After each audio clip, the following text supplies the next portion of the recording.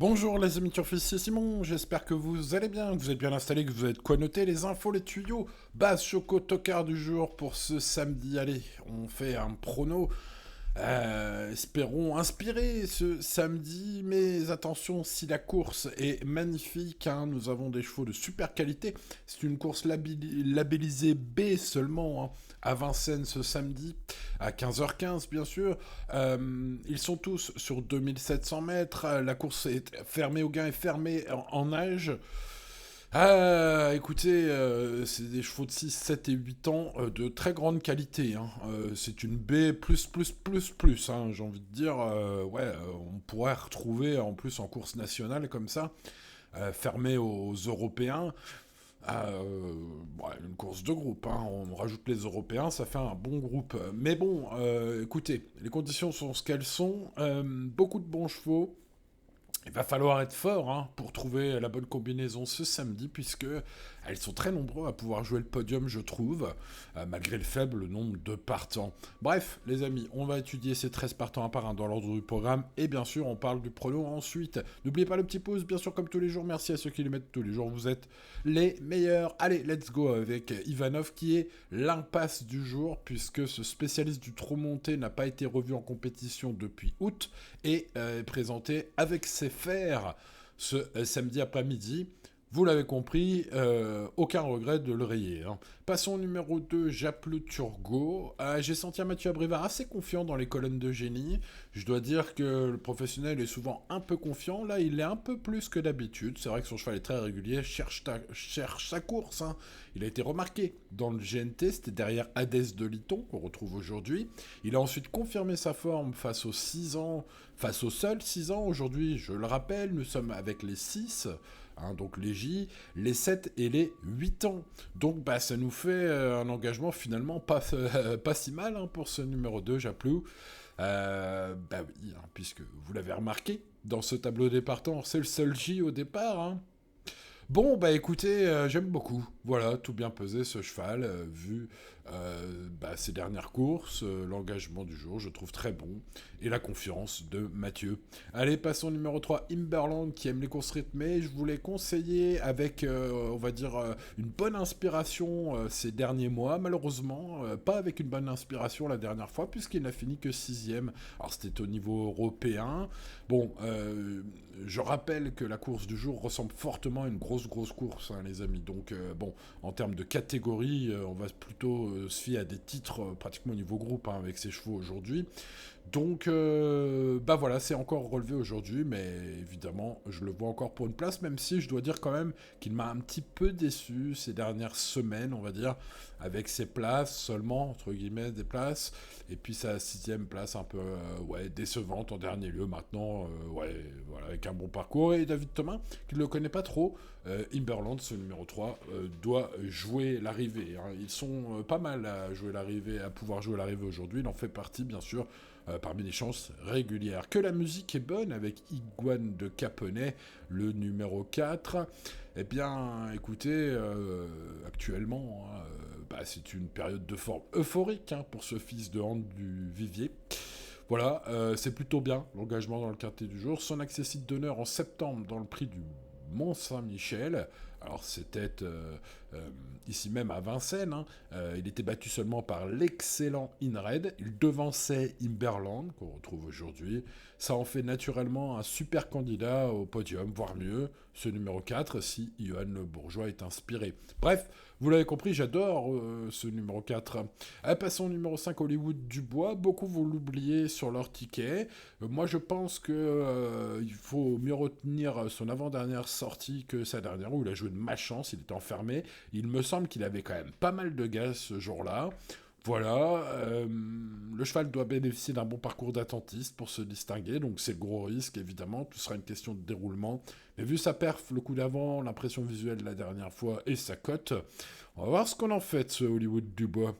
Passons au numéro 6, habit de soirée avec Eric Raffin aujourd'hui en mode sport, en déféré des 4, puisque c'est un cheval qui a beaucoup été déféré et plaqué, mais pas déféré complètement des 4 depuis presque 4 ans, hein. C'est peut-être une indication, mais je trouve que l'eau est trop relevée, vu ces lignes 2025. Alors après, c'est Eric Raffin, c'est le seul qui dort aux manettes, c'est un risque, mais voilà, j'en fais juste un outsider possible pour une place, si les favoris déçoivent, c'est mon avis. Passons au numéro 7, Hadès de Liton, qui revient à Vincennes après une année de toute beauté. Bah oui, sa musique, c'est du Mozart, hein, vous le voyez, et il y a encore plein de victoires avant qu'on voit pas là dans la colonne performance, hein. Mais bon, le hic, évidemment, là où le bas blesse, c'est que bah, Hadès de Liton arrive dans une zone de gain énorme où il faut affronter les bons, et surtout, il faut aller à Vincennes. Zéro victoire en 5 tentatives à Paris. Ce sont des faits, les amis. Ah, alors, est-ce qu'il faut prendre en compte la forme euphorique de ce numéro 7 ou son inaptitude un peu à Vincennes? Eh ben, ça, dites-moi dans les commentaires si vous avez un avis plus éclairé que le mien. Bon, son entraîneur pense qu'il a encore une belle carte à jouer, même s'il y a de l'opposition. Euh, Bon, moi je vais le mettre en milieu de paquet. Dites-moi si vous l'avez gardé en base ou si vous avez fait une rayure risquée avec ce set aujourd'hui. Dites-moi ça dans les commentaires de la vidéo. Allez, on passe au numéro 8, Ibiza Bella, qui auparavant a été battu pardon, par Indy Dark à Vincennes. Indy Dark qu'on retrouve plus bas ici. Ibiza Bella pardon, reste ensuite sur une faute à Marseille-Borelli. Mais bon, sa forme est sûre, hein. Elle semblait aller librement ce jour-là. Bon, et puis, bah, vous le savez probablement comme moi, hein, les die à 1,8 contre 1 à Marseille, est-ce que ça compte vraiment? Bref. Bon, alors si ça s'élance bien, parce que c'est quand même un peu son talon d'Achille, entre guillemets, et puis surtout, bah, si elle ne faute pas incroyablement dans le parcours, eh bien attention à elle, un rachat est tout à fait possible de ce numéro 8. Les Marmions sont plutôt en forme, donc voilà, méfiance, méfiance. Le numéro 9, Anna revient à l'attelé avec de la fraîcheur. Elle est rarement déférée dans la discipline du trot attelé. Voilà, un cheval qui est plus présenté en mode sport sous la selle. Mais attention, elle a déjà surpris à 80 contre 1 à Vincennes au trot attelé, hein. Donc bon, alors évidemment son manque de fiabilité, hein, parce que bah, au trot attelé c'est pas terrible, est un peu à souligner. Maintenant, voilà, c'est pas une rayure complète, on va dire, ce numéro 9, même si j'en ai préféré d'autres. J'ai bien aimé la rentrée d'Illusion J-Pad en retrait, le numéro 10, après 6 mois d'absence. Bah, elle a bien couru en étant ferrée. Aujourd'hui, Dev 4, JMB au sulky. Bon, écoutez, il y a une course référence qui me fait dire que ce 10 a une chance aujourd'hui, hein. C'était il y a un an dans le prix du Dora. Et on fait le papier, hein, chez Pronoturf, les amis, hein. Course A, prix Dora, très bien, accessible d'honneur ce jour-là. Ou victoire même, je ne sais plus de mémoire. Mais bon, bref, j'ai relevé cette course-là pour un super chrono. Donc, bah, les amis turfistes, non, c'était une victoire, pardon, voilà, bah, oui, je reprends mes notes.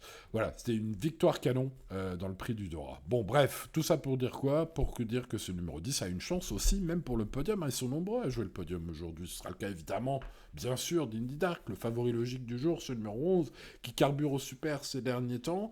Il a bien couru en dernier lieu. Alors aujourd'hui, petite info des pistes, les amis, c'est cadeau. Il portera les œillères descendantes spécialement, hein, pour le Quintet Plus de ce samedi. C'est un cheval qui est habitué à batailler dans les courses de niveau européen, qui trouve un engagement en or massif cette fois. Alors il y a quelques clients pour la gagne, hein, je ne cesse de le répéter depuis le début de cette vidéo.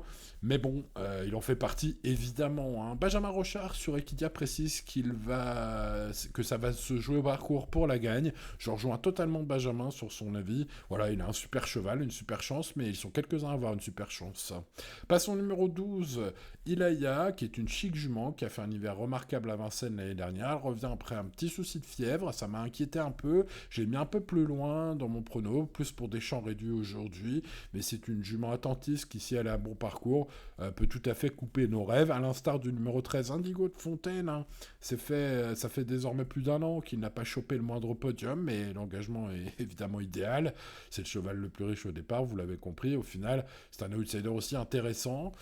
Donc, bah, vous voyez, le 12 et le 13 seront mes principaux regrets, hein. Voilà. Donc, bah, malgré peu de partants, donc, ça nous indique un quintet ce samedi assez fortement ouvert, en fait, hein, notamment pour le podium. Alors, tentons de prendre les bonnes bases, bien évidemment, avec Iguane de Caponnet, le numéro 4, qui est ma première base, vous le voyez. C'est mon cheval préféré. La musique, évidemment, est de toute beauté. Un fils de Rente de Vivier qui trouve, je trouve, un bel engagement ici. Ce I. Dans cette course, écoutez, son accessite d'honneur le prix du Mont-Saint-Michel, entre Inred et Imberland, on fait naturellement, vu sa forme euphorique de la saison, une première chance, à mon avis, ce numéro 4, même si, je le répète une nouvelle fois, le podium est très ouvert. Indy Dark, naturellement, est un favori logique, et il a bataillé dans des super lots européens. Je rappelle que c'est une course française aujourd'hui, enfin pour les chevaux français uniquement. Il y a quelques clients pour la gagne, et comme dit Benjamin Rochard, ça va jouer au parcours pour la gagne. Il fait partie des possibilités pour la gagne, ce numéro 11. Je mettrai dans ce panier des possibilités pour la gagne ce numéro 2, Japlo Turgo, qui sera à cote assez intéressante. C'était bien derrière Hades de Liton, je pense qu'une revanche est possible aujourd'hui. J'ai senti Mathieu Abrivard très confiant dans les colonnes de génie. Bref, ce 6 ans face au vieux, ouais, c'est... il y a la place, hein, à mon avis, pour ceux deux. J'y crois. Allez, on verra bien. On passe au 5, Hollywood Dubois. Écoutez, ce numéro 5, hein. Voilà, hein, ultra malchanceux la dernière fois. Bon, tout sera une question de parcours, hein. Mais bon, il va être aux alentours des 30 contre 1. Ça vaut le coup, je pense, de tenter peut-être sur l'un de nos tickets. En tout cas, c'est moi ce que je ferais, de le mettre en quatrième base spéculative, hein, sur l'un de mes petits tickets. Quintet plus, vous me connaissez. Allez, 4, 11 et 2, voilà mes trois chevaux vraiment préférés. Peut-être que le gagnant est là-dedans, même si, les amis, je le répète encore une fois, encore, que c'est un quintet très ouvert, malgré seulement 13 partants. Le 5, ça peut être une quatrième base spéculative. Ensuite, évidemment, là, on va parler de bons chevaux avec Imberland, hein, très régulier en forme, mais qui m'avait un petit peu déçu ces derniers temps. Maintenant, évidemment, il peut se racheter ce numéro 3. Enfin, en tout cas, il faut le garder, je pense, même dans ce lot. Ensuite, j'ai gardé Hadès de Liton. Bon, voilà, le Mozart du peloton, hein, ce numéro 7 au niveau de sa musique actuelle. Mais 0 sur 5 à Paris. Enfin, 0 podium sur 5 à Paris. Ouais, c'est un peu inquiétant. 0 victoire, pardon, sur 5 à Paris, pour être précis, avec ce numéro 7. C'est pour ça que je l'ai mis peut-être un peu trop loin aujourd'hui. Je ne sais pas, dites-moi ce que vous en pensez.